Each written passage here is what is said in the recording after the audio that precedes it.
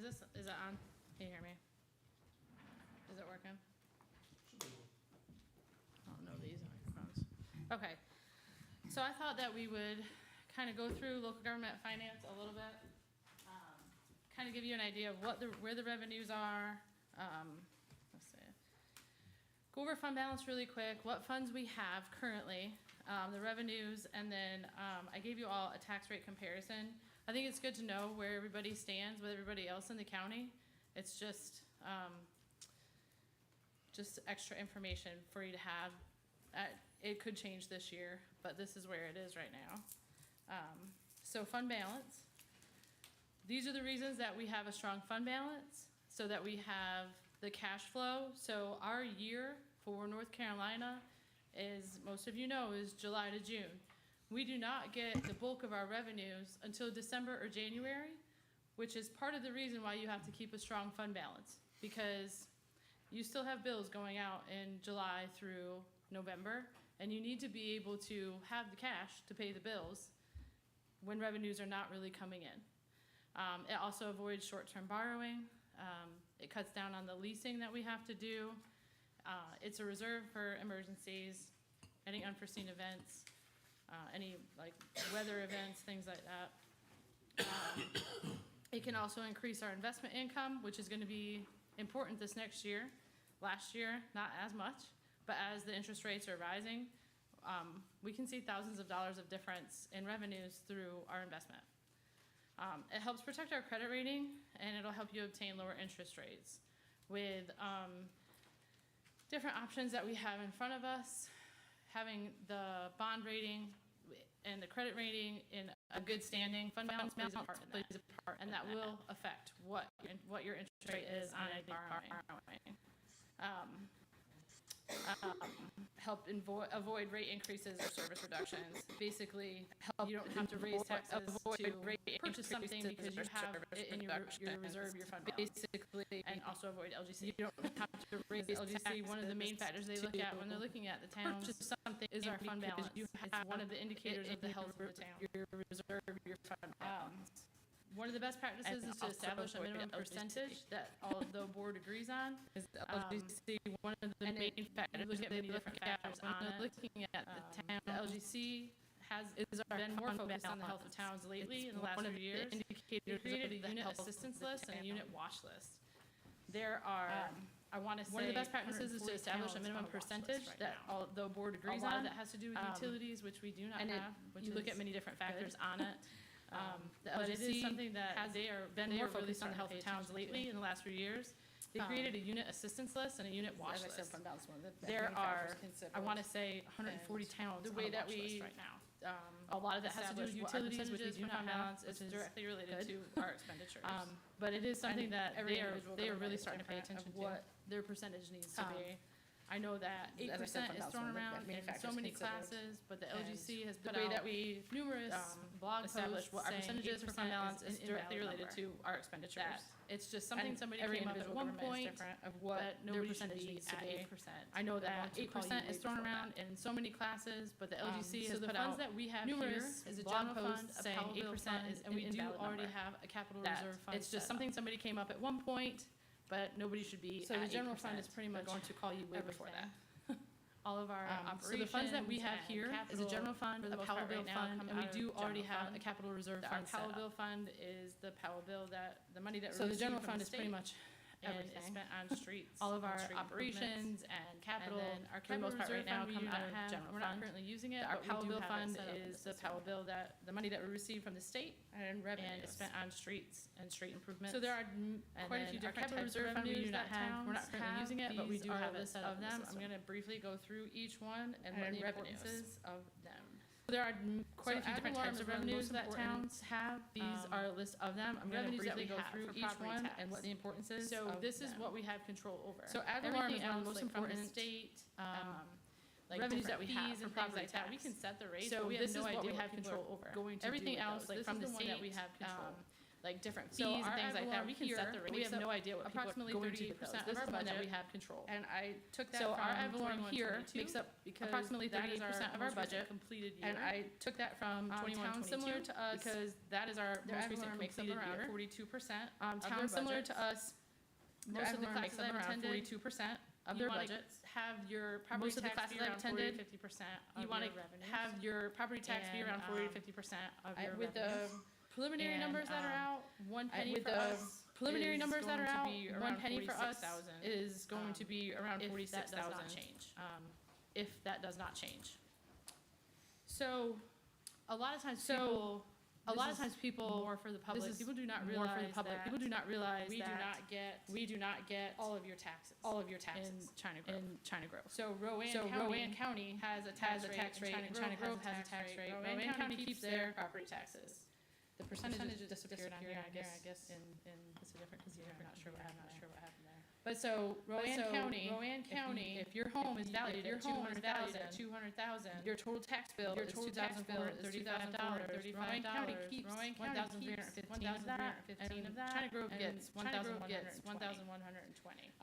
The other thing to look at when you're looking at taxes is that if you have a $200,000 home, if it's valued at your tax value is 1 cent increase will be a $20 increase for China Grove on your home.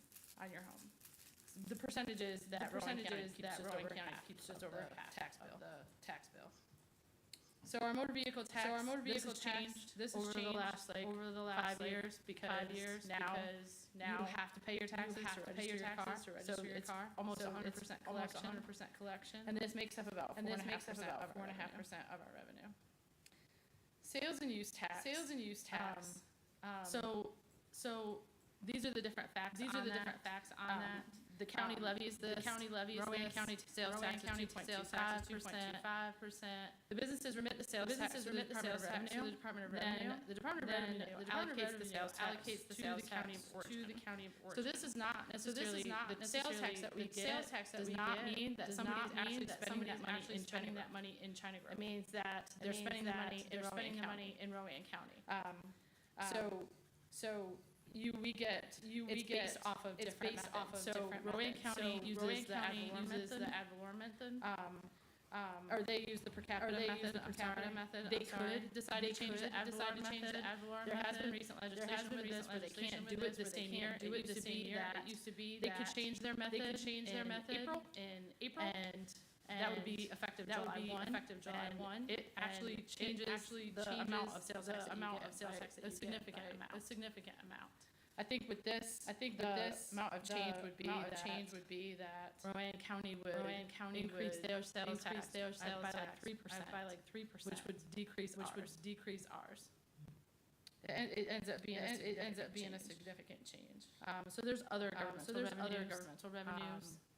The utility sales, the beer and wine, the solid waste, and the ABC local. We do not have any control over these. All of these numbers, we do not have projections for yet. It seems that they keep getting later every year. It looks like it's going to be the second week in April that we won't really know what our revenues are for everything except for our ad valorem. So that's why we kind of have everything on hold as far as making any decisions, because we do not know what the percent increase or decrease will be for those, and they're significant. So then we don't have building inspections, but that was my mistake. We have zoning fees and permit fees here. These are variable, and they're very sensitive to economic changes. And then we have the garbage collection fees here. There's special event fees. These are more minimal, but they all add up. So then there's non-recurring. The non-recurring for the past year, for 21-22, was small for China Grove. It was about 2%, but that 2% actually equals 1.5 cents of property tax. If we were to lose some of these non-recurring, like grants and other things like that, the property tax is what you balance that out with. So then you have in front of you the tax rate comparisons, which I mentioned is on a separate sheet. I didn't have that on a slide. Are there any questions related to what this looks like for local government finance. I guess my biggest thing would have been if I could have had a printout while you were sharing with me, was that printed out for us? I mean, I can email it to you, or we can print it out for you. Okay. Absolutely. Yeah. So I'll kind of give you an overview of what's in this budget. All of the, this is different than the budget that I emailed to you because this is going to be a moving target. So that's why you have another printed version versus the one that I had emailed to you. So you'll see that the amount of difference has decreased some, and that is based on revenues coming in. So what is included in this are all of the department requests, which you will be hearing from each department. And as Ken said, if we just listen to what everybody has to say and soak it in until we can meet again, and then you'll be able to have questions or you can reach out to me. I had put my email and my phone number, that's my cell phone, in that email. So if there's any specific questions, we can cover that and then bring it out again into the next meeting that you all decide to have. So this actually includes a 7% COLA and a 3% merit. That is just what we have seen across the state. There's been the listserv for the HR listserv, and I know the finance listserv. People have been putting out there what they're presenting, and that's pretty much what everybody across the board, between 5 and 7% COLA and 3% merit. These are all things that are negotiable. There are other things that we have been looking at as far as pay studies. There are certain positions here that are way under other positions per the league standards. One of them is the fire department. We really need to look at the fire department salaries. And then the assistant town manager position is also way under the league projections. So those are considerations to take when we have discussions in this. So at this point, I would say that we let the department heads go ahead and present what they have. Frank, did you want to go first with that, or did you want Jill or Dave? We're gonna save fire and police for last, because they seem to always take longer. I wanted to make sure that we were aware that Don was here Is Don, by video. is he there? Yeah, He's he's right there. Can he hear us? Can you hear Don? I've heard him say. He's got it muted. Okay. I can see him talking. Okay, My Dave. budget is really cut and dry from last year. I pretty much almost have identical budget. Little decrease in, hopefully in vehicle maintenance, because we've replaced some vehicles, and also that's one of my requests is another dump truck. And the other increase will be the yearly grinding of the brush that we'll haul to our laydown yard. And that's the only two increases you'll see in my budget.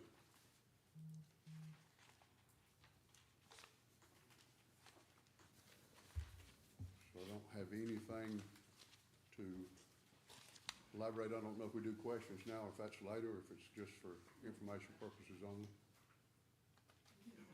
Where are we at That on we the? won't getting really property know set what up our for the revenues all are crap for everything have, except for We have our quotes in and our ad meeting valorem. with the county on the So- regulations we have to meet. So we've got a That's plan why we kind in of place. have everything on And the hold timeframe, I'm as not far as exactly sure making of. any We weren't decisions. expecting the truck until Getting the property set up August. where you can. So we thought we'll still have the time. We have, we'll be, once we're trained on the truck, we'll be able to use meeting website, the county on the regulations, we have great addition to, got a plan what we're doing in place, definitely. And the timeframe, I'm not exactly sure of. So we weren't expecting the truck until August. So we thought we'll still have the time. So. But we'll be, once we're trained on the truck, we'll be able to use it for Did they curbside. call or put in a It'll be request a great addition to for it. to what we're doing now How and does that definitely work? be a whole lot safer. What we were working on was doing a work order system, but at this time, we're still I have a question. So. pretty much running the town as, People, when they as want something picked up, do they call or quadrant, put in a we'll just go request? out and Or, sweep the whole town, How but does we're that seeing it as we're out. What we were working on was doing a work order system, but at this time, this truck will not pretty much eliminate the fact that we'll still be using the other dump trucks, quadrants, smaller stuff, out and not sweep the whole town, but we're seeing it as we're out. And it does have a side hopper that will help with a lot of that, but there'll be certain areas. This truck will not, certain areas, certain eliminate the fact that we'll still be using the other dump trucks doing smaller stuff. It's gonna be a learning experience also, easily picked up with this truck. And it does have a side hopper that will help with a lot of that, but there'll be certain areas, certain neighborhoods will be harder to access with the truck. So it's gonna be a learning experience and what also. would be a cost savings if somebody had to call in a work order? How much, and you could pick it up? I mean, wouldn't that save a lot of money? Just The riding problem the we've had with grid, work riding orders in the the streets past, to and look it is a better And idea, what would be a and it cost is savings if a somebody good had to call in a work solution. order and you could but pick it up? if- I mean, wouldn't that save a lot of money?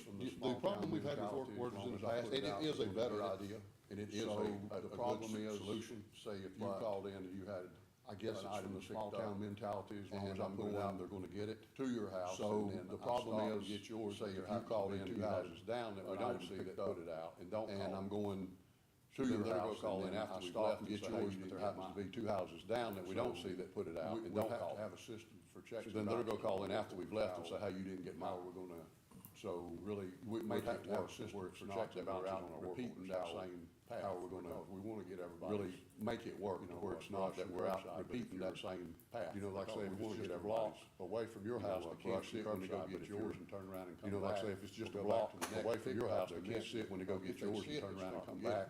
Or go back to the next pickup, they're missing the feature. If they see it, they stop and But get if it. you charge. Even though they didn't call, see, that defeats your Either work do order. that, I mean, but if you charge for a work As order. far as I can see it, Either we're do either that, gonna I go mean, up on we're gonna have taxes to- on some of these as far as I things, can see it, or we're we're either gonna have to go up on So taxes on some rather of than these just things, ride or work around smart. all the So time, and rather use than just gas ride and around pay all the time and use if we gas charge and for a pay work somebody. order, If we just charge maybe for a $5, $5, I mean, just a a little maybe amount, $5, I mean, just and you a don't little go amount, out, unless it's and you picked don't up, go out unless unless you it's picked picked up, up, and and somebody says, well, you you didn't need get to call mine, and well, you pay need to your call $5 and pay your $5 and we'll pick it up. I mean, I would say probably the same people use your service more than others. Yes, And yes. if that's the case, everybody in town is paying their taxes, but you're, a different majority of people are using the tax dollars. So I'm just trying to think smarter and $5, I'll pick up your load. I'm thinking if we get that out there, realize I can pay my tax dollars, and that can be higher, and that can be the tax rate, or the tax rate, or $5 every time I have a load. I mean, I think that might be a good, to me, that's something to consider. It's also would be a cost saving versus just riding around in that truck, using gas, No, we've got days set up, we do Mondays, Mondays are curbside, brush Tuesdays, so we're doing it on a day, all week long. But on that day, you just ride around. We'll start on one end, most part, and ride to town. But to answer your question, other municipalities are doing they do a quarterly cleanup. They don't pick up curbside. We pick up curbside every week. Municipalities will do it quarterly, they'll have a spring, summer, fall, and winter cleanup. You can put anything out, but building materials. And it's free to pick up. And it's on a certain day of that, or several days that month, they pick it in the areas of the tank. And anything other than if you have a couch or a chair or mattress, you pay $10 for a large item, and you get two items on some municipalities, and then anything over that, you pay like $5 per item, which is something council would have to look at and what they want to do, and it's definitely help offset the cost. That's what I mean, if we're gonna get people, rather than, I mean, it's inevitable, we'll probably have to go up on taxes, but at the same time, can we work smarter and offset, because probably the same people use that service all the time, everybody's paying for it, let's put the charge where the service is. I mean, is there, That makes sense. how could we come up with a dollar amount? Is there any way we could figure, like, how many miles are driven that day, how many gallons, how many man hours are put in, and see what that total cost is? I mean, or do you know exactly how much one day of doing that cost? No, we had figures before of the tons of curbside collected monthly, and we had it broke down. I think we did that last year, of what it was what it's costing us to haul curbside material, you know, to the dump site, to our shop, then they're picking up and hauling to the dump. So we did have a cost last year that we put in, and I don't have those figures with me. Okay, is that something that we could do for our next meeting, just to get a general idea of So man hours? This would and- be more of a, you would have to come up with a policy Yeah. and a way to communicate with all of the population, all the citizens. This would not be a right now budget thing. This would take It's- time to figure out and implement. You would have to have multiple people involved. You know what I'm saying? Like, cause you'd have to write an entire policy just for this. That's something we would probably want to start, if the board desired to do that, something we would start and have it ready for the next year's budget, to get the right material, to have that information for you, because it's a lot And involved. even it's like in Mecklenburg County, if you put a mattress out and you don't call them, you get a letter and they're gonna fine you $100 to get that mattress, and they make you put it up and then call. I mean, that's how strict they are. Yeah. Franklin, Frank's got it. So we did some numbers back in 2021, and from July of 21 to December of 21, we paid $14,000 in disposal costs just at the dump, and that's over 100 tons of curbside in 6 months. 100 tons. And that's other than brush, that's John curbside. wants to speak. Yeah, You know, we don't need to reinvent a wheel. I'm sure, Cheryl, what you're asking for is something that's possibly done in other municipalities, counties, what have you. But, you know, the tangible fees for what it is, you know, every year, our garbage is probably going up. I understand maybe tipping fees are gonna be going up. I mean, you know, there's just a lot of things that build into this, and, you know, I don't know if we can solve this today. It's good information, but we probably need to move forward, and maybe, Cheryl, you can share some of your wisdom with, Ken and, Franklin and, Tara there, and work up a plan, but we probably need to move forward. We're just getting started, we're already anchored down here, on one item. sorry, I mean, I guess I know we're working on this and it's gonna affect the taxes, so I'm not sure when we'll have another opportunity to throw ideas out, but I agree, we can't stop we got too much to do for today, but thank you. Hey, Thank you, I can see, that's good right there, thank you. I'm not gonna hold it. I mean, we've got a lot of territory to cover, and, I would just suggest making some notes, and again, getting the manager and, Franklin, we try to work this out in a second, It's not fair. go from there. We make Don dizzy. Are you getting drunk, Don? I got vertigo just watching them. Here you go, give me that. Hey, David, while we're straightening Don out here, so this is your all-up budget here, so the dump truck's 80,000, is that what you're saying? The dump truck, and then there's we've got some contractual fees in there that's showing up, that there'd be 39, I think is what we're guesstimating of grinding the brush once we're set up a year. And then there's other contractual fees we'll have in there, I think we've got some for different, I mean, the 80,000 for the dump trucks. yeah, I've got two 2002 units that are running now that if I replace, I think we could replace, with this truck, we get rid of those two, we just have, we have the one that's a 2016, I think, the newest one we got, as far as the 450 size. So you're projecting a budget decrease of $360,000 from last year's budget, am I reading it right? That's due to capital, Right, removing the capital. and the O and M's pretty much staying, except for the 40,000 staying flat. Yeah, Tara, I've got two sets of 2023, 2024 budgets, and they're different. I'm confused. I can tell you pretty quick which one's ready. Like, see, that's the general fund summary, and that's the general fund summary. Aren't they the same You thing? wanna take this one?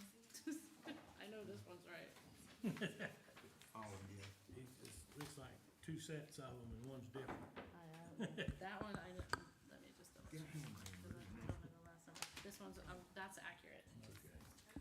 This one's all of this. Jump in and recycle these. What relate this? Yeah, is that what?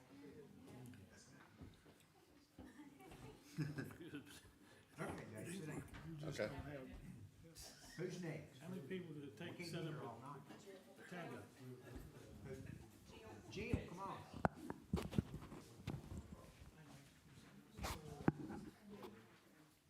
Go ahead. Okay, I wasn't sure.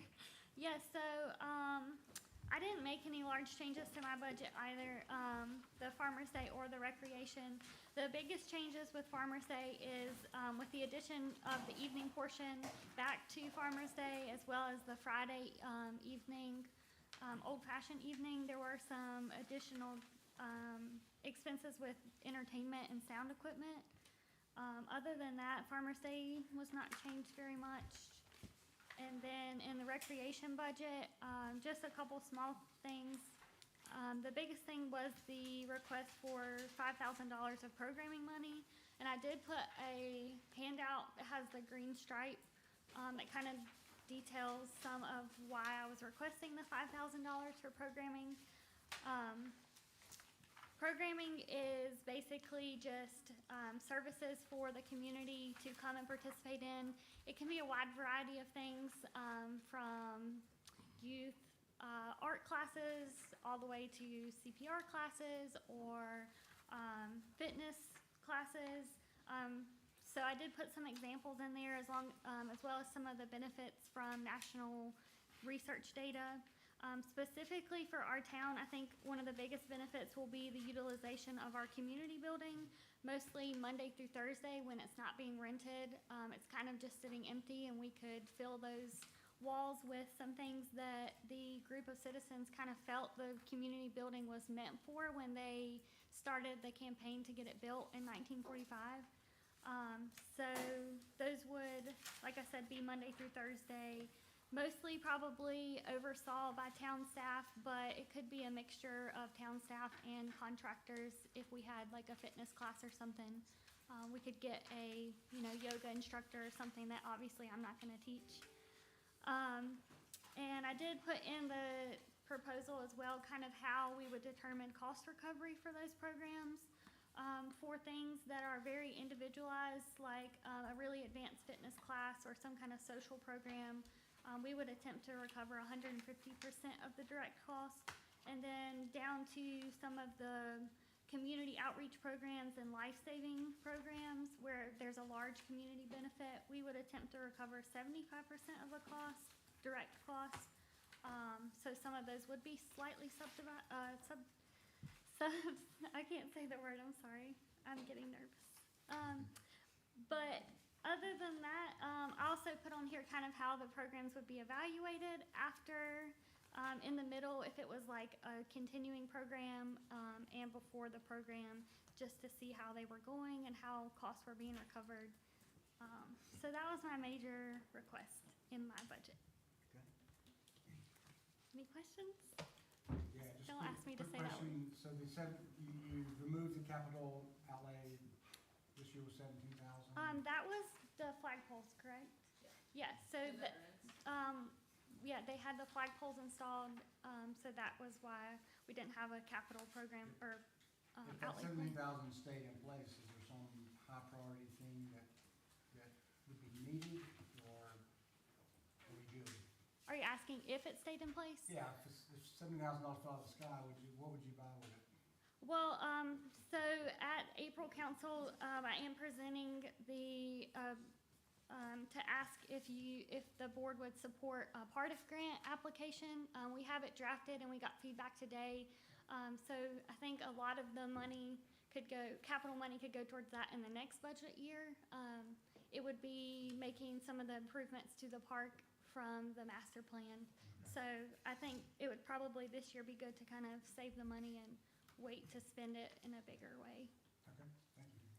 I have a question.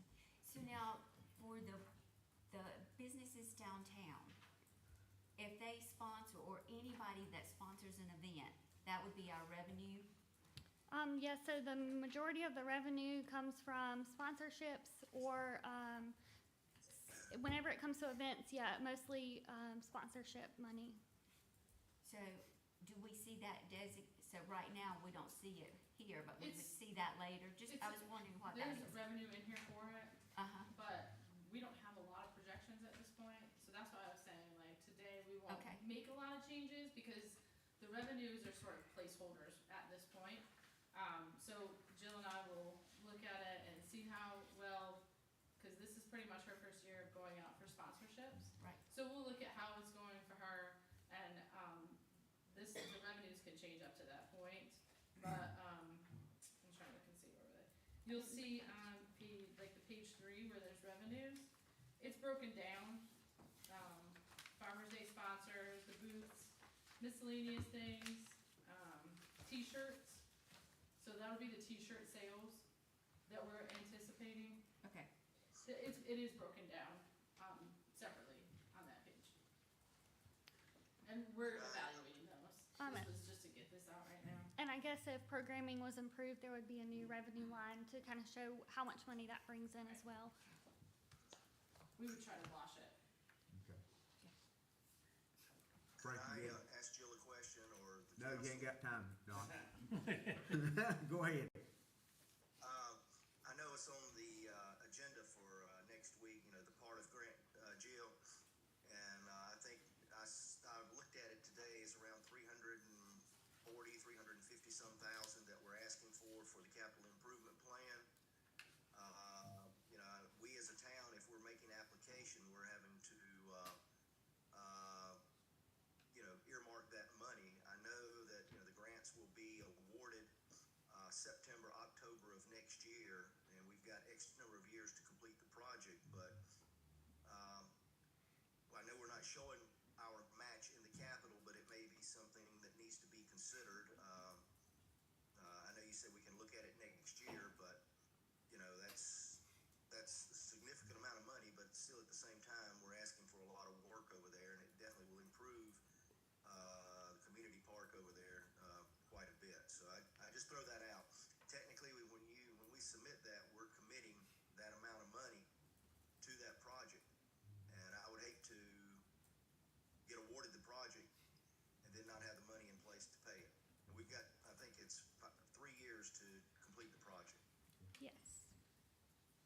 So is it a matching grant? Yes, so it requires, us to match at least the same that they provide. Yeah. So it's dollar, Whatever okay. amount of money you Okay, ask dollar for, for dollar. Dollar for dollar. Dollar it for goes dollar. up to $500,000. Yeah, You can ask up to 500,000. You can ask 50,000.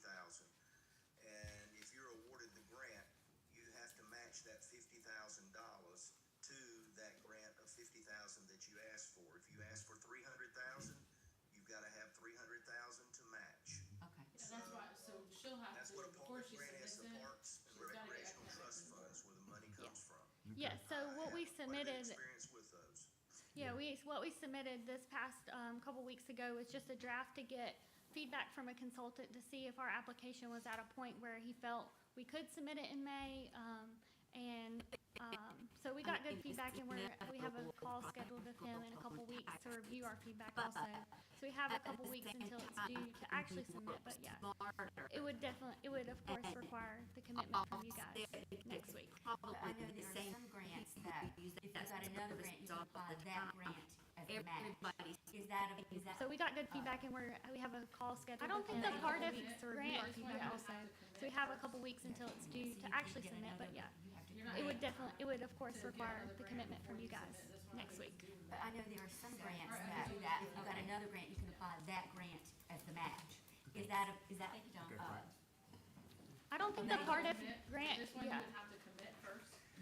so you can't get another, you have to You're not commit. gonna have time to get another grant before you submit this one, cause it's due May. So if Alright, you I think do those that, are the- okay, Yeah. thanks. Thank you, John. Okay, Frank. Okay, I'm gonna give you an overview, an update on the planning department and what we're looking at next year. Want to just give you a brief, summary, of what we're looking at.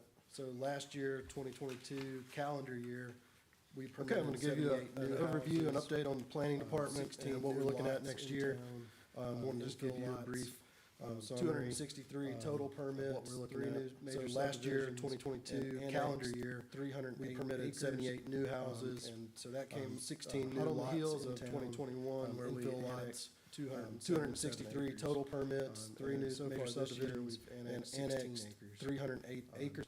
And issued permits, so that came hot on the heels of 2021, where we annexed 277 acres. Code enforcement, we continue to be proactive. This year, we continue to reduce chronic offenders and issued permits. We're successful in recouping all of our code enforcement. We continue to be proactive, continue to reduce chronic offenders. We've been extremely successful in recouping all of our liens. You can see the caseload here. 2022 with the county on foreclosures, 47 and new cases. We're already up to 42 this year. You can see the caseload here. 2022 was into grass season. 247 total cases. We're looking at our population projections, and we're not keep a list of that deep into active and approved. Looking at our population projections, I keep a list of future active developments. Think people that are approved have their feelers out there. Kind of like future looks like developments. Think people that 1900 have their feelers out there. New residential looks like we have 1922 under construction residential units, or either approved, under construction, under review, using our average household size of 2.3, and using our average household size of 2.3 or 2.5 on the high side, 9,000. Our town population between 9,200, 700, and 10,200 based on the build out in 2 to 5 years.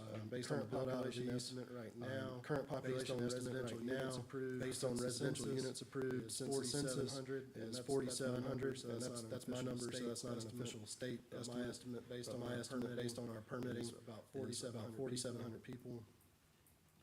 Major achievements this past year, we have adopted the Main Street Plan. Our online permit portal is active and allows for credit card payment. We could take online nuisance reports and also have conversation back and forth with those submitted those nuisance reports or complaints. We also, as David Kettner said, we have the ability for online work orders, town trucks, things like that. And so we have the work order system. We want to implement that. We can take credit card payment. We also have the new registration software to help streamline town trucks. And also we welcome Alana Sweat on board as our full-time GIS planner. So we're reaping the benefits of all the beautiful maps and online capabilities and addressing. Looking to the future, we've got a NC 152 highway corridor study coming on. We need to take a look at our engineering standards, and encroachment agreement. We want to streamline all of our applications, provide streamlined processes. Keep focusing on downtown. We have a revitalization grant that we're going to be implementing soon. Continue to work with the new UDO. Suss out weaknesses and implement changes, continue to refine that document. We're going to attempt to complete a future land use plan update in-house, south end small area plan, and continue working on stormwater implementation. So each year, that implementation date is 5 years, and so 5 years, and so got 4 years left. Looking at the planning budget, got some capital requests. There are some slight increases. So capital, we're requesting a small 4x4 pickup truck. That was a late addition, and that's not going to be in here. That's not going to be in your budget there. But right now the cheapest King Cab truck is a Tacoma. You're looking at $35,000 outfitted, and that would be for the planning department. Planning department's use.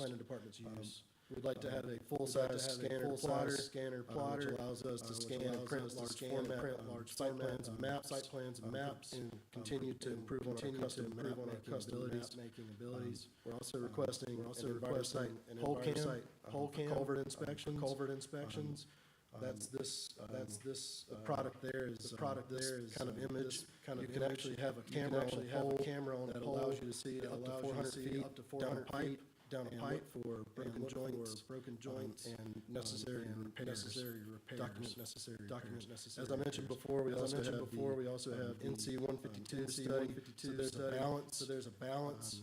That study's gonna start this fiscal year and carry over next fiscal year. So there's approximately $42,000 in professional fees. That's why you see that $70,000 professional fees. But we have, keep in mind that we've got $60,000 from the MPO allowed for that project. That's 80% reimbursement. Looking at contract services, there's an increase in $10,000 because we have nuisance trees on town property at the bottom of Kirk Street that need to be removed that are threatening a house. And so we've had a professional tree survey completed on that, and identified some trees for removal. There is a slight increase in technical support because now we have GIS software, licenses that are pricey. Other than that, operating costs are about the same.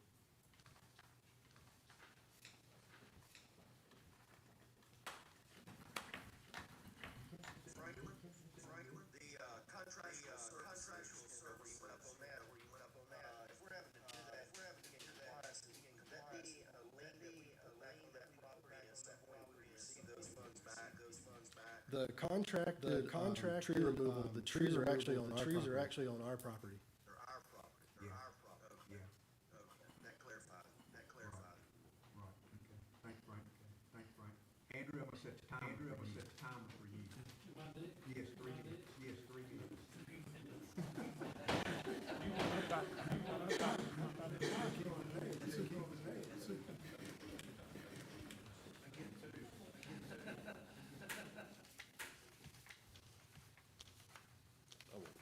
I won't need it.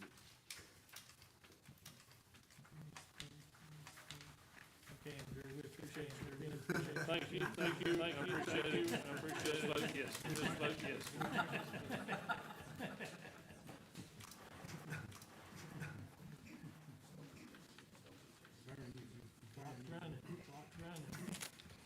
All right, thank you for the time, here to, I'm trying something new here, okay? Look, that's out of birthday, she made it small. Yeah, she did it just for me. We're starting off essentially the same budget as last year.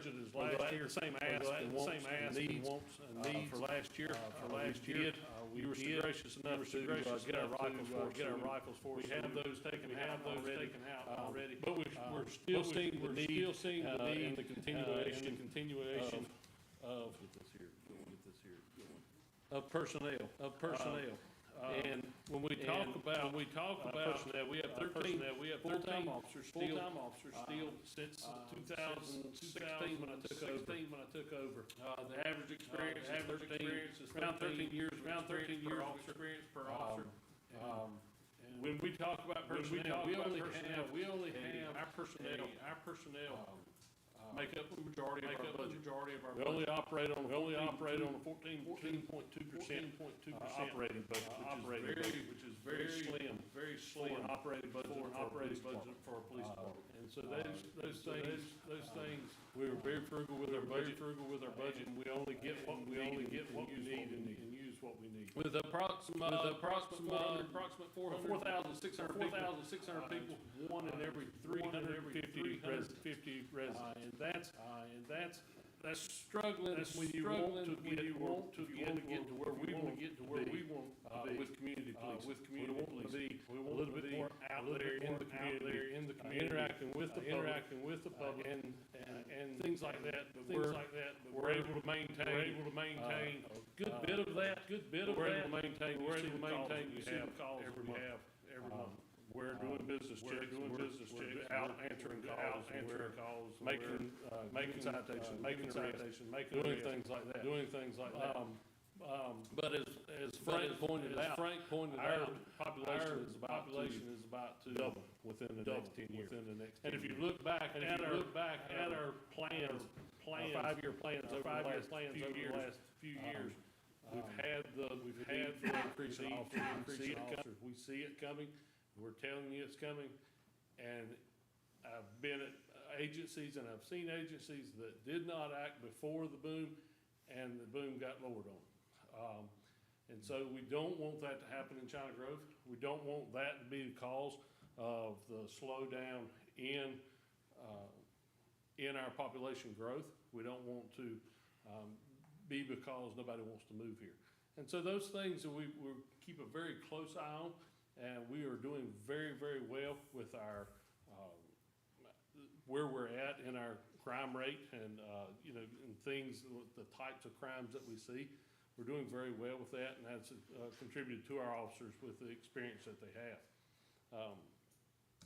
I tell you, one of the biggest things, and we'll get into it in a little bit, but one of the biggest things that we're seeing is a downshift in people wanting to be police officers. And I'll talk a little bit about that more when we get to that. But right now, we're still on our 7-year replacement program for our cars. We're asking for 2 new police vehicles. They may be Explorers, maybe Tahoes. We're gonna go with the cheapest and most economical thing for, and what we can get. Last year, the Explorer we were not able to get them. The Ford sent us a nice email back, said thank you for your order, but we're not gonna be able to make it. So find something else, or we'll do it in 2024. And we're on a 7-year replacement program that keeps our cars and our costs at about the optimal time. After you get 7 years on a police car, it's not like having 7 years on your personal car. There's a lot of running, there's a lot of stopping, starting, and things like that. So they're pretty well used up after 7 years. We do recoup a little bit of cost. For that, you'll see that we have some surplus cars that we're going to be, well, I don't know if it's in there, but we'll be able to surplus some of them and recoup some of the small fees. We don't get a whole lot of money for those, and it varies with however, what we're selling and how many, the condition it's in, but that's through public auction, so those are things that we have to go there. As you're aware, we came back to you for the budget amendment this past meeting, and I told you that the outfit, the cars are very, very expensive. And it's becoming more expensive as the need arises, the prices are going up. Vehicles right now, they're right around $40,000 for what we were looking at. We have a first right refusal on 2 more Tahoes that we can, if you approve it, we'll be able to get them. If not, we'll just say we don't want them, they'll sell them the next day, probably that day. But we have those, and that set, when the reason that we did that is because we could lock the price in that we paid for them this year.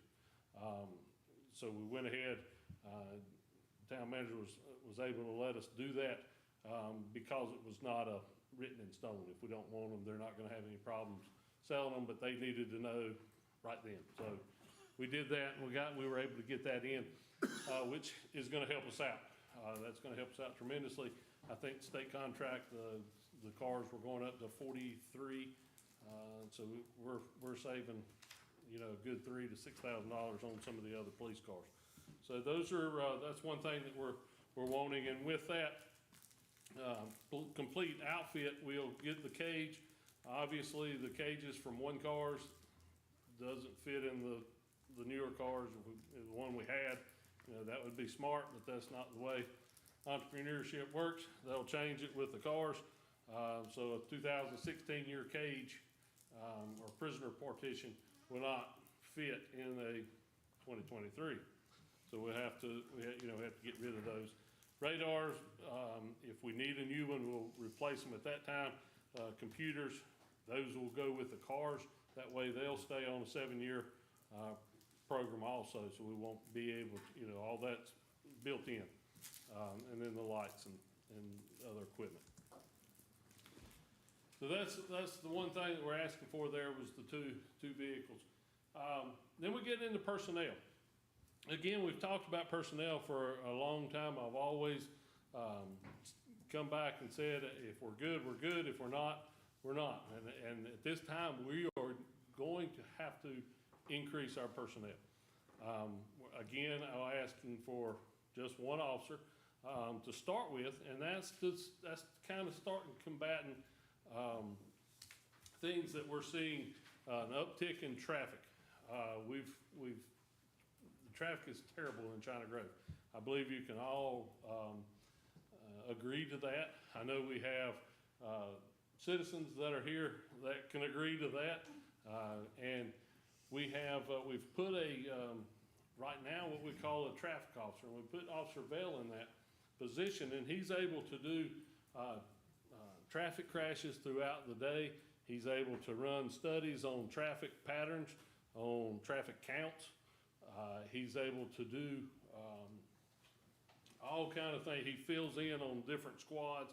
And so, and as we look back and seen what he was doing, we find that it's not really a traffic position. It's more of a community engagement position, because he's ultimately doing what we're wanting to start doing and getting to as a department.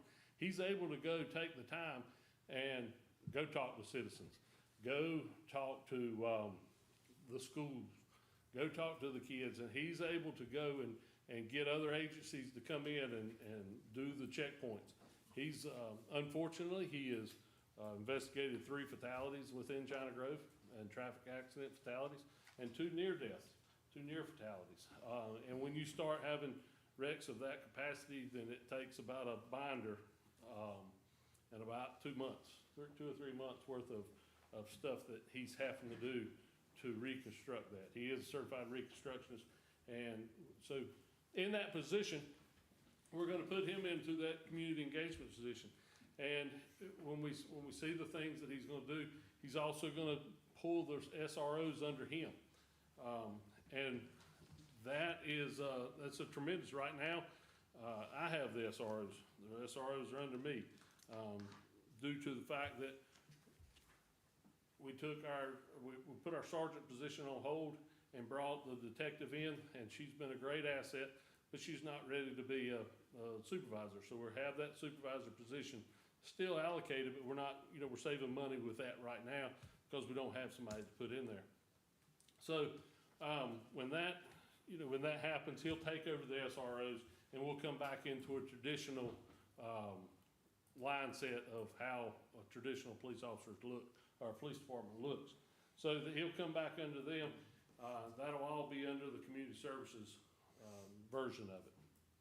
So, that's a tremendous need, not only just to have another officer, but it will be a tremendous need to have the grants assistance, where he can put out for grants to GSHP. He can bring that stuff in there. And traditionally, we would have asked for a traffic officer position under GSHP. They don't do that like they used to. They don't do a position. They'll do they'll pay for the overtime, but it's not coming back as that. So it's a little bit different, and that would have been the ultimate thing we could have done, but obviously we can't do that now. So, but those things he can bring, his knowledge and can bring to the community, and bring other engagement activities together with the police department.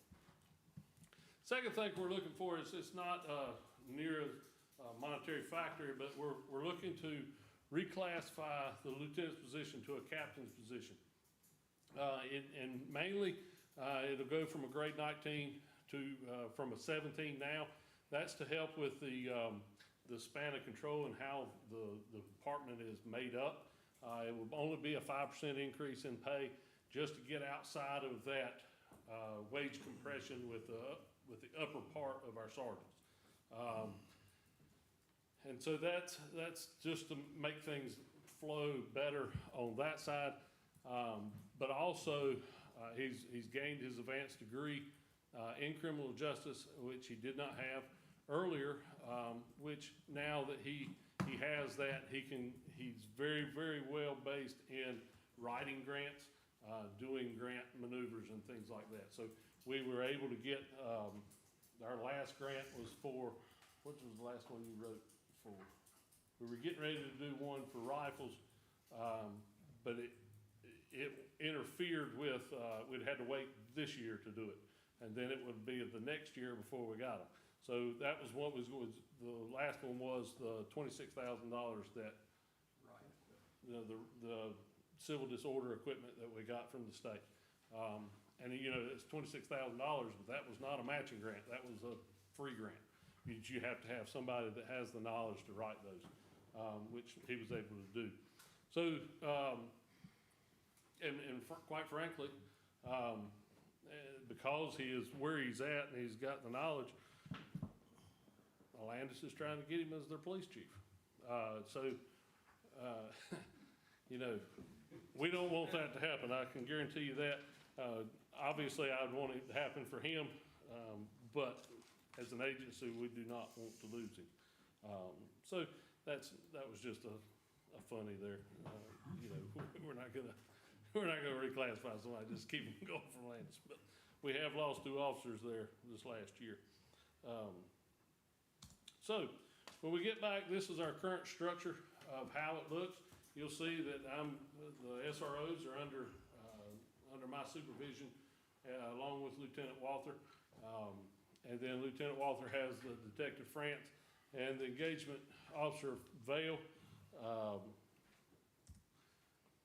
And then we have patrol squad with 3 officers, and we have a patrol squad with 4 officers.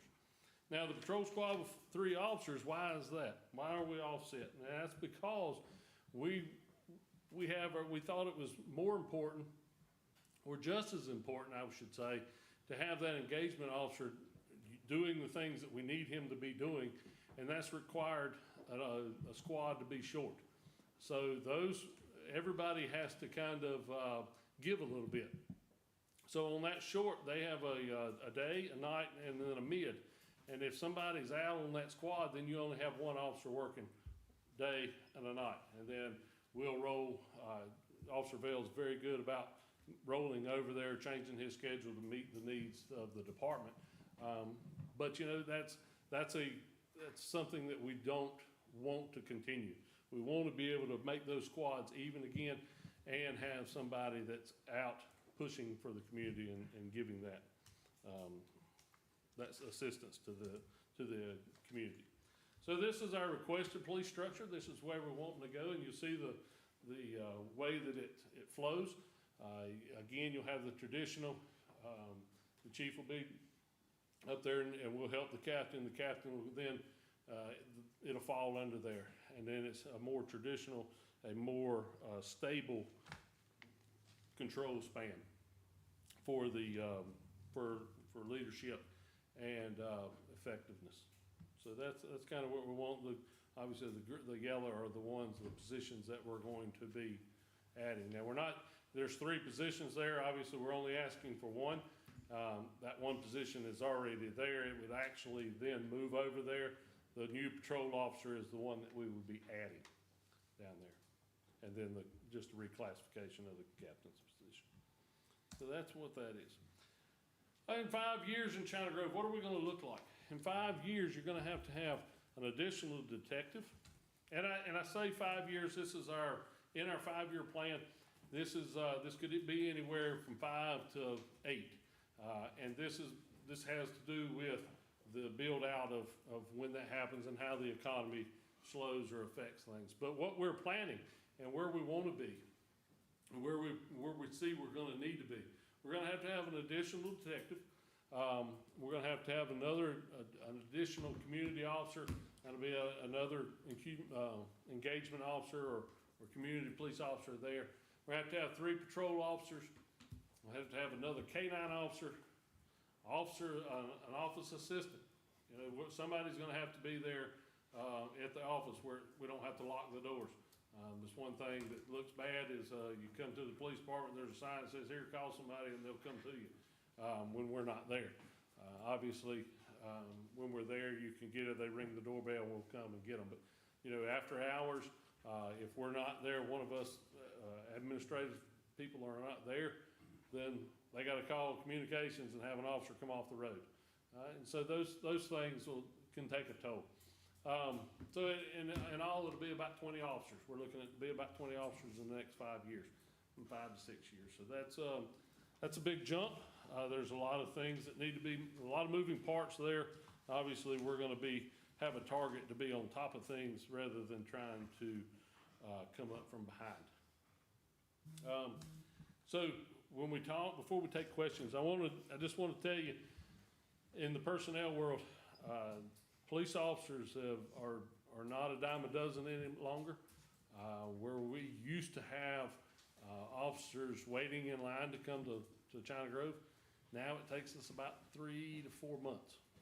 The last 2 that we've had to get have taken us quite a while. And one thing that we're not gonna do is lower our standards to get somebody. That is not the answer, but we also like to have a choice on who we get, and those are not happening.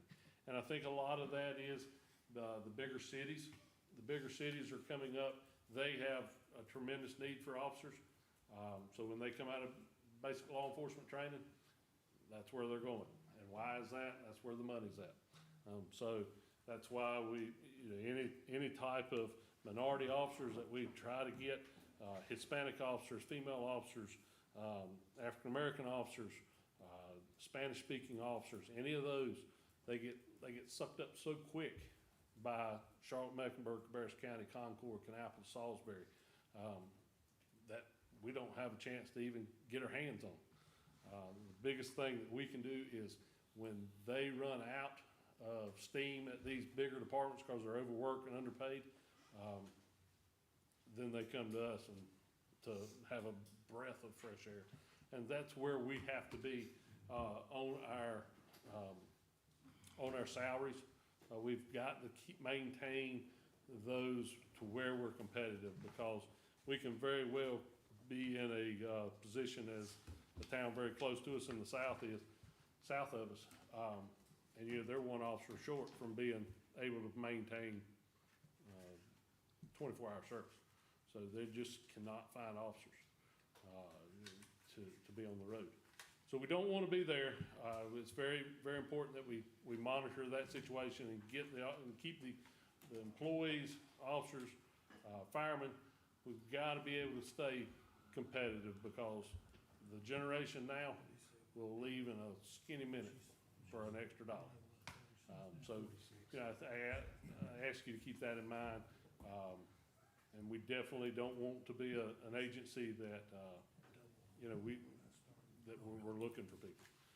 Y'all have done a very good job, and I do appreciate all of your hard work and trust behind the police department. If you ever have any questions, comments, anything you want to see done or talk about, please feel free to come talk with me, or I can meet you anywhere. Is there any questions that what you have for me on the needs? All righty. Thank you, Andrew. No Yes. questions about traffic. We got that out. Zip, Yeah. come on up, Zip. Just basically, you're saying you need those 2 cars and manpower. I needed 2 cars in a position. And if you want to cut something out, cut a car out or cut me a Don position. has a question. Yes, sir. The 2 cars, if the position's granted, will you need 3 cars, or will the 2 cars take care of that need? We won't, we can, since we've had, 2 cars will be sufficient. If we have a position, 2 cars will be, sufficient. If we have to, we can make do with one of the older cars and try to get that on the backside and catch up at a different time. But the position, will require a car, basically. So the 2 cars will be fine, and the position. That's all, and that will be sufficient. Thank you. Yes, sir.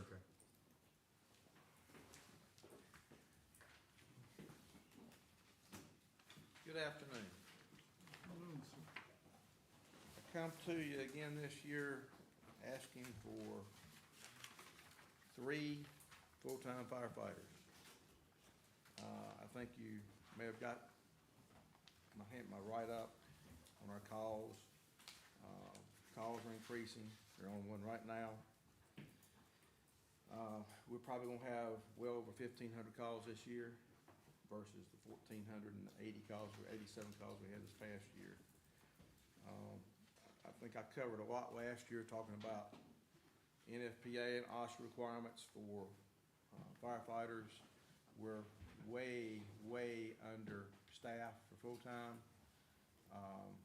So I'm asking for 3 additional, put 1 on each shift. We have 2 firefighters on a shift now. During the day, 8 to 5, we try to have a part-time, and I think you can look at the budget so far this year. Our part-time budget was pretty good shape because we can't find them. We're amongst the different departments in this area, we're sort of fighting over the same people. I don't have a part-time today.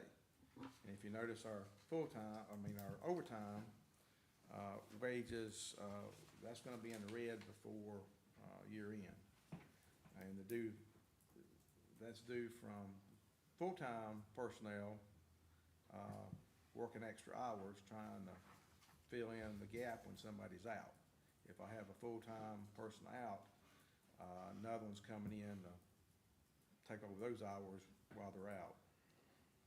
So part-time help is tough. Volunteers, we put on 1 volunteer this past year, which that's more than we did the year before.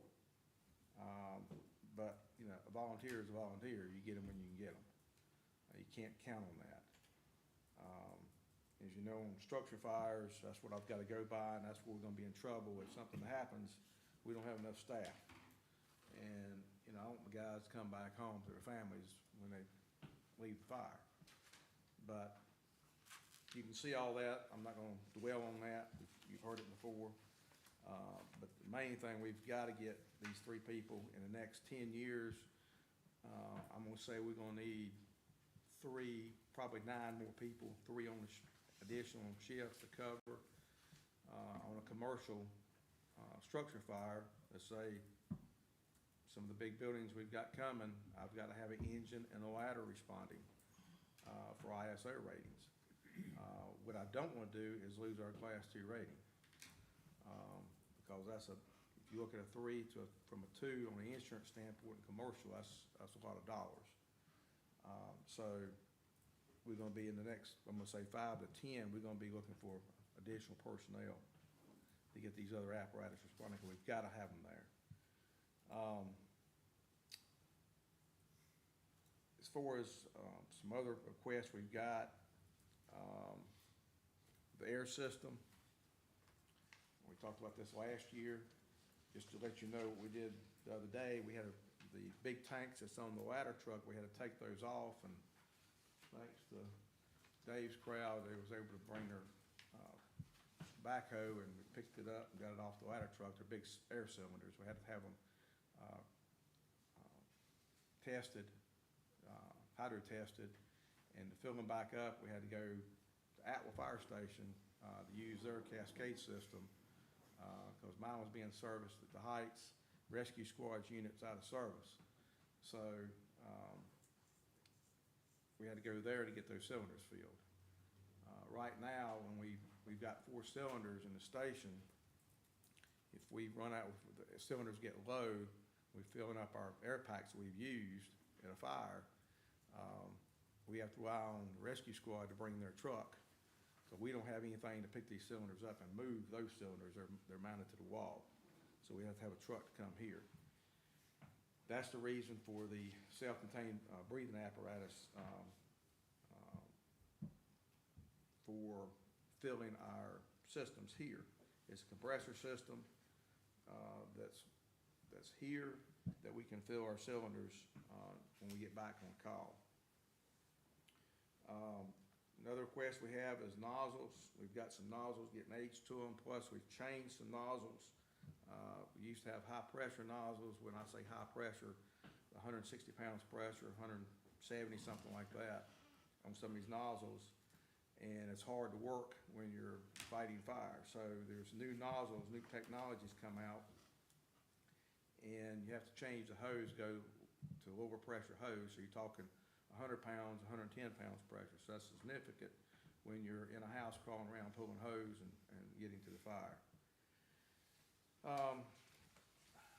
Another request, we're looking at, I know the radios, the county's supplying radios, 800 radios for us. The county fire side, city fires, the dispatch side's changing some dispatch structure. And what we're doing now is going to a call, we have one mobile radio in the truck, and we have that radio on a channel. We've got two other portables on other channels, and you can't hear real good going down the road, and when you run in command, there's about 3 or 4 radios we're using. And so I'm looking at buying 5 additional radios, mobile radios, to put in one in each truck, so we can be operational on 2 different radios. You can't scan because you're gonna miss something. So we're looking at having 2 mobiles in each truck. You'll still have a portable, but we think it's very practical to have and needed to have additional 800 radio in that truck. The Heights has got 2 mobiles, and it works real good on incidents when we're managing the incident. Talked about this last year also, UTV. That's a utility terrain vehicle to assist us when we're having town events. Currently, we've been borrowing rescue squads and Woodleaf's UTV. There's been a number of events. Those units were out of service and wasn't available, and it's very critical we have some type of unit here during like Farmer's Day, Christmas in the Grove, other events we've got. So if we have a person to go down somewhere in the street in China Grove, it's bad enough trying to walk through it. You cannot get a truck ambulance to that, in that location. So we've got to get something small to them that we can address the patient, get them on the stretcher, and be working with them as we're going to an ambulance. Ambulance is not sitting around at our events. Rescue squad used to do that years ago. That don't happen anymore. They don't have the ambulances that they used to have. I've got in the plan under repair of maintenance of building, $10,000 for the building back behind Town Hall to replace the garage doors. To make them lockable. You cannot lock that building, secure that building. And to add another door, we need to open up a wall and add a door. There's really no security on that building. That's where all we got 3 light plants there and all the Christmas decorations. And when you get ready to get the Christmas decorations, or the winter lights, should say, winter lights out, we have to move everything out to get to them. And then when you put them back up, everything's got to come out, go back in. So it's not real usable building the way it is right now. And the last thing I had on capital, and I've talked about this a little bit last year, our 2008 Ford, the 550 that we use for a medical, it's for a medical truck, and it's like a brush truck. And it also serves, it's got a phone system on it. We have used it on some vehicle fires because it's got phone capability. This truck is probably the most used truck we've got. It's on a call right now, and it's getting some wear and tear on it, and it's got 50-some thousand, I think, on it now. It don't seem like a lot of miles, but those are hard miles, and it's, that truck's loaded down, and I'd like to do something. If we can't do it this year, we have got to get something done in the next year. It's got 300 gallons of water, it's got a good bit of weight on it. And the foam, the CAF system is a nice system, and I'd like to keep that available running. So those are the major requests that we've got for this year. But the personnel thing is we've got to do something with that, because the volunteers are gone. I think we got 2 on the roster. Part-time is tough to find.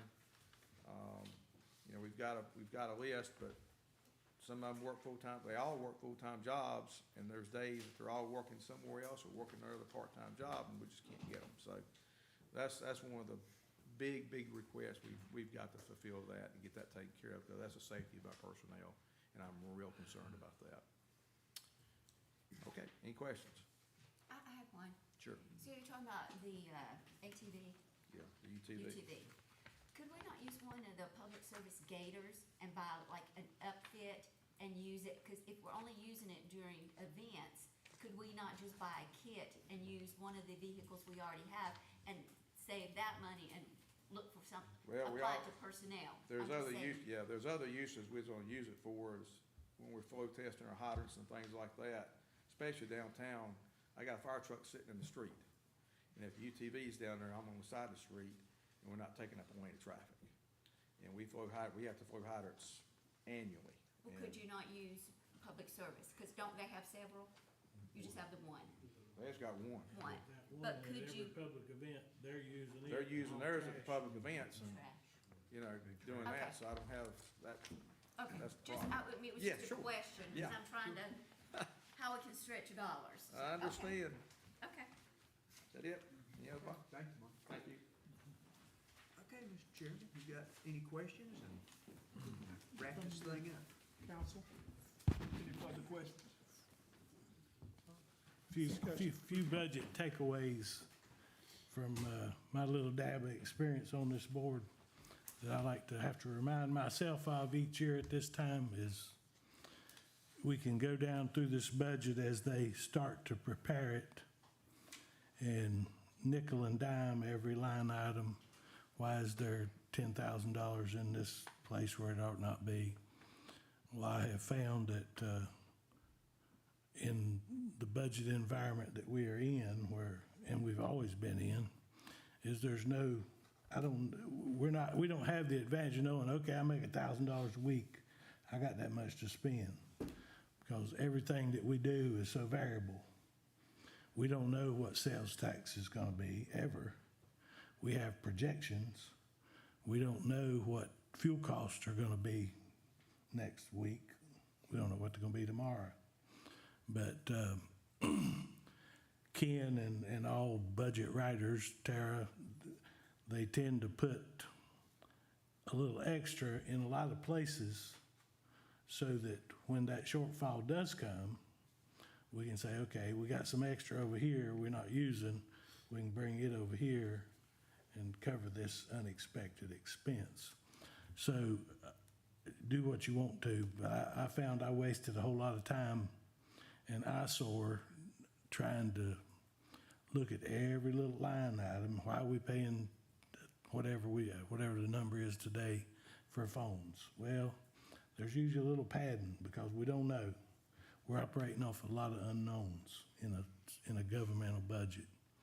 And I just did some fast numbers. I might be incorrect, but it looked to me like fire person, that given him his 3 firemen, which I don't dispute we need, and we'll be certainly receptive to that request. But his personnel and equipment's gonna look like about 7 cents on tax rate. Police department gonna look about 9.5 cents. So there's what we got to deal with as we start looking at this budget. That don't even count Franklin and admin, those are small items.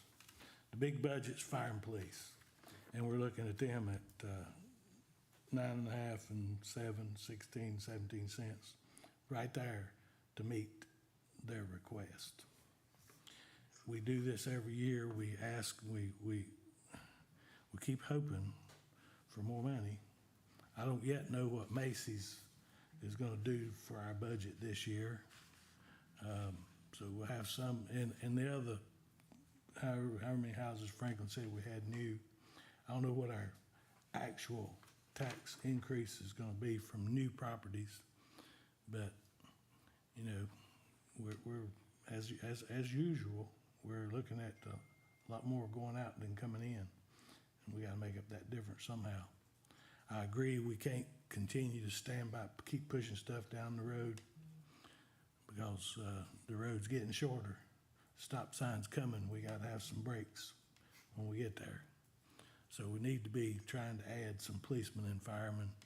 we need to maintain what we got. Because as you see in his thing, 13 years' experience, that's awful, that blame good for anywhere, that you got that kind of experience, and we don't want to lose it to somebody else over a few $1,000s. Now, there is no greater place to work than China Grove, but they still got to pay their grocery bills, so we need to be mindful of that as we start looking at these significant expenses, but I think worthy expenses. And hopefully, some of this new revenue is gonna be happening sooner than later. But we just can't keep kicking the bucket down the road on that. Tara? So the one thing that I will add to that is, especially in China Grove, one of the things I have noticed for the culture for the employees is that varies or differs from private sector is, they don't try to spend it just because it's there. They know that at the end of the year, the town keeps the money, it goes into fund balance, there's never a rush on the end of the year. Where I know in the private sector is, if you've got it, spend it. The employees, but that's not that the culture varies or differs from private sector is.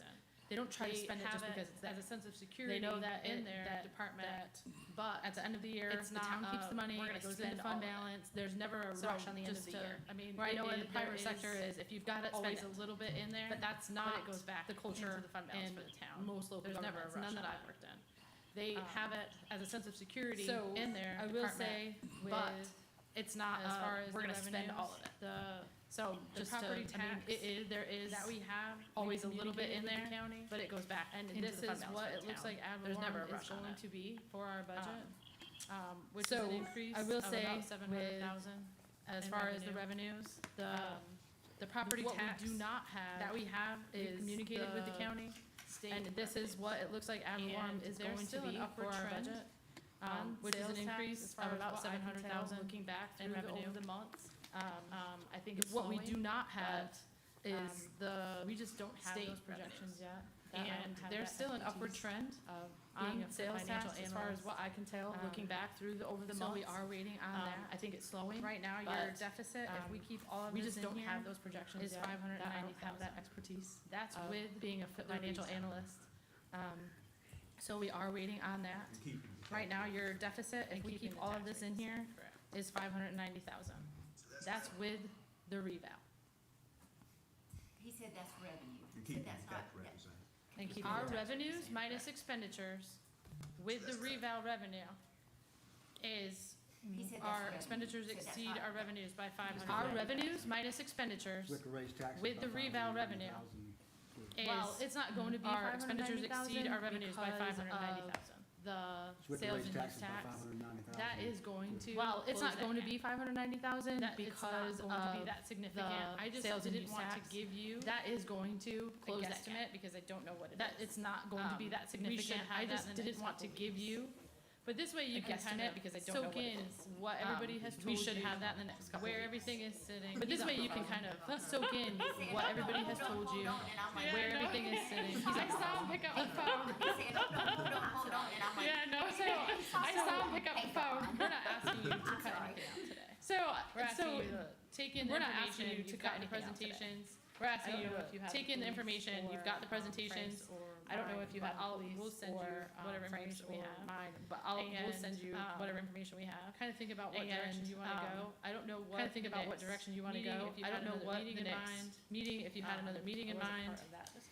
But We hadn't set another budget session. We hadn't set another budget session yet. you have not. The thing you can do is recess. If there's a way that you can schedule another meeting today, you can recess this meeting, or you can set one on Monday, Tuesday. At your Tuesday council meeting, you can set the next one. So we just recess this one and then have it anytime. You can, you have to say what day, Yeah. if you recess it, Tara, how long do you would have the county numbers to where with the assessment, the values and all, really sit down and do some hard figuring. I know there's some things that we still don't have yet, that you're trying to get. I can't hear. When do you think, When do you think you'll get? When would you recommend? We we should have the same projections within the next 2 weeks. So I would say. Let me look at my phone. Just to see, 'cause I don't know anything about dates right now.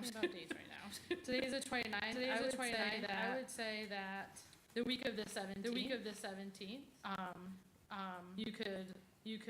We could have a better idea of exactly what the revenues will look like. And then you can come at it, cut whatever you need to cut, or not change whatever you need to change. But you have all of that in front of you now. And I can email you ahead of time what the revenues are gonna be. As soon as I have What's the public notice? If we recess, you don't have to have a public notice if you recess. So I'll make a motion that we recess. You just have to have a date. What, Don? I would say, What, Don?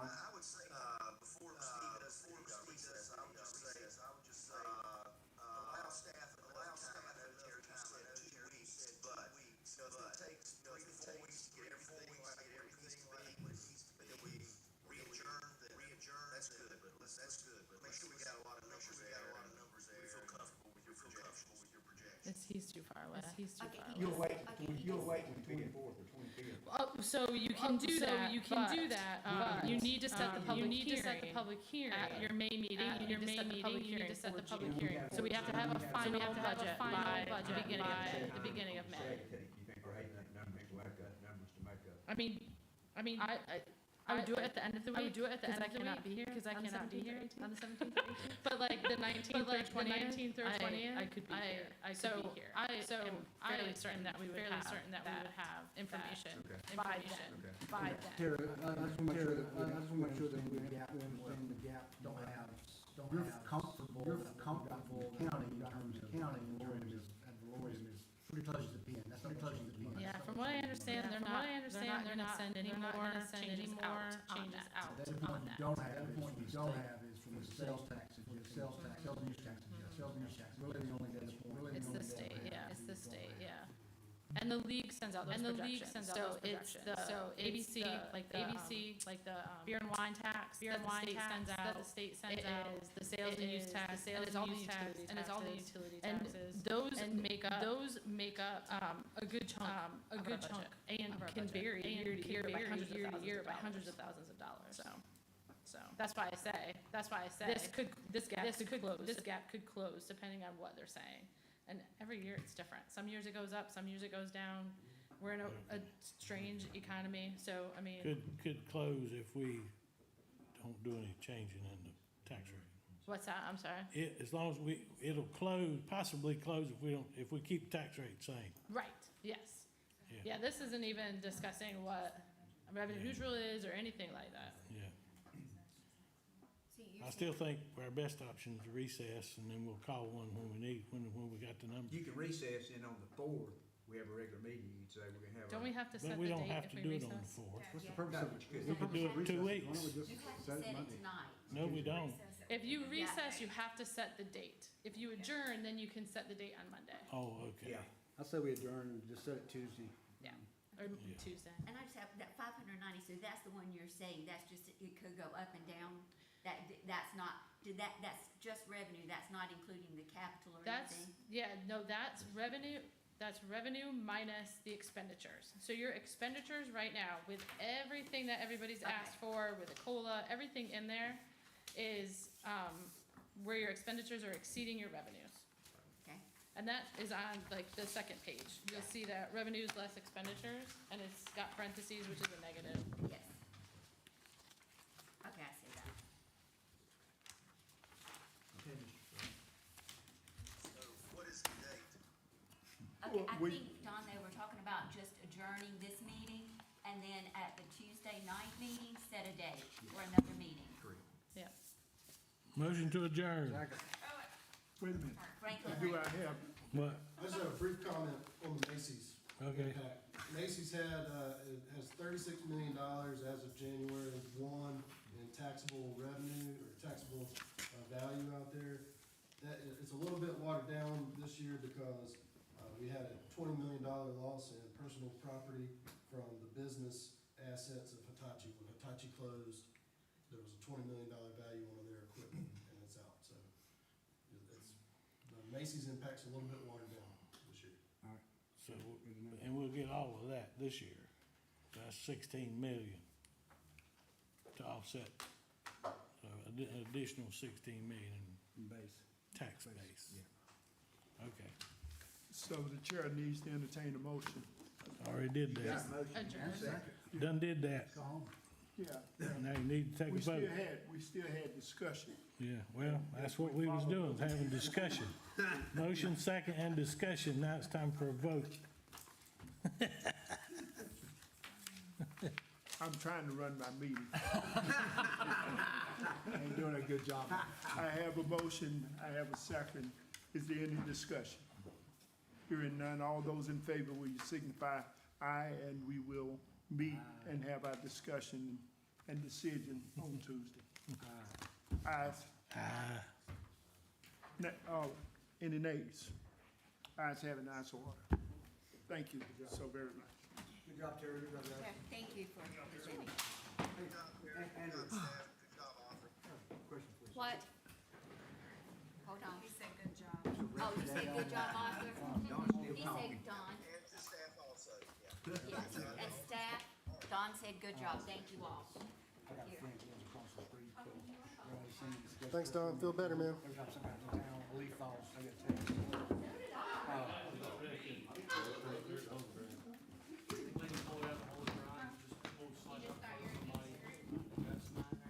But you, No injuries in that one. We had one this morning, right up from South Berlin. Vehicle pulled out and hit another vehicle on the side, and that vehicle actually flipped over. Had a mother and